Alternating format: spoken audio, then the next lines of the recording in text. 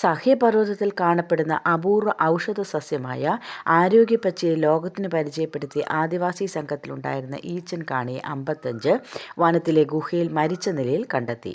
ഈ മാസം 2 മുതൽ കോട്ടൂർ ചേനാമ്പാറ സെറ്റിൽമെൻറ്റിൽ നിന്നും കാണാതായ ഈച്ചൻ കാണിയെ 9-നാണ് മരിച്ച നിലയിൽ കണ്ടെത്തിയത്. മൃതദേഹത്തിന് 3 ദിവസത്തെ പഴക്കമുണ്ടായിരുന്നു.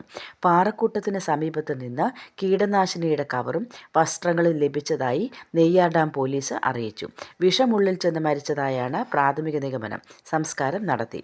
ആദിവാസി വിഭാഗമായ കാണിക്കാർക്ക് മാത്രം അറിയാമായിരുന്ന ആരോഗ്യപ്പച്ചയുടെ സവിശേഷത 1987 ആദ്യമായി പാലോട് ബൊട്ടാണിക് ഗാർഡൻസിലെ ഗവേഷകർക്ക് കാട്ടിക്കൊടുത്ത 3-അംഗ ആദിവാസി സംഘത്തിൽ ഈച്ചനുമുണ്ടായിരുന്നു.